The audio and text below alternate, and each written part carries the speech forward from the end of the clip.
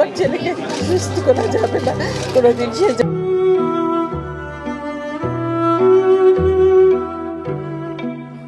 বাংলাদেশের রাজনৈতিক ইতিহাসে বেগম খালেদা জিয়া ছিলেন এক অবিস্মরণীয় নাম।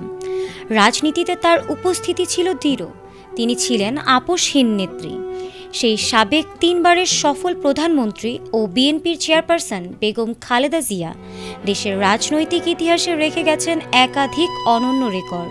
দীর্ঘ রাজনৈতিক জীবনে তিনি শুধু ক্ষমতার কেন্দ্রেই ছিলেন না, বরং নানা সিদ্ধান্ত ও অর্জনের মাধ্যমে নিজেকে প্রতিষ্ঠিত করেছেন একজন ব্যতিক্রমধর্মী নেত্রী হিসেবে। আমিও নিজে অত বিলাসিতা পছন্দ করি না। তার জীবনের অন্যতম বড় রেকর্ড, তিনি কখনো কোনো সংসদ নির্বাচনে পরাজিত হয়নি। একই নির্বাচনে 5টি আসনে প্রতিদ্বন্দ্বিতা করে সব কয়টিতে জয় পাওয়ার নজিরও রয়েছে তার, যা বাংলাদেশের রাজনীতিতে বিরল। ভৌগোলিক দিক থেকেও তার জনপ্রিয়তা ছিল বিস্তৃত। 6টি ভিন্ন জেলা থেকে সংসদ সদস্য নির্বাচিত হওয়ার রেকর্ডও রয়েছে তার নামে। এটি প্রমাণ করে তার ব্যক্তিগত গ্রহণযোগ্যতাও ছিল ব্যাপক। আমার ছেলেকে সুস্থ করা যাবে না কোনোদিন। রাষ্ট্রপতি জিয়াউর রহমানের স্ত্রী হিসেবে ফার্স্ট লেডির দায়িত্ব পালনের পর নিজেই দেশের প্রধানমন্ত্রী হওয়াও তার জীবনের আরেকটি উল্লেখযোগ্য অধ্যায়। 1991 সালে প্রধানমন্ত্রী হিসেবে দায়িত্ব নিয়েছিলেন তিনি। তার শাসনামলে সামাজিক খাতেও এসেছিল বেশ কিছু যুগান্তকারী সিদ্ধান্ত।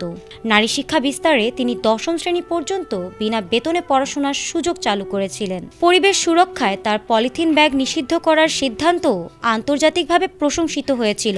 পাশাপাশি মুক্তিযোদ্ধাদের সম্মান ও কল্যাণে প্রথমবারের মতো মুক্তিযোদ্ধা বিষয়ক মন্ত্রণালয় গঠন করেছিলেন তিনি। একই সঙ্গে রাজনৈতিক সমঝোতার অংশ হিসেবে তত্ত্বাবধায়ক সরকার ব্যবস্থা সংবিধানে অন্তর্ভুক্ত করার উদ্যোগও ছিল তার সময়কার বড় একটি সিদ্ধান্ত।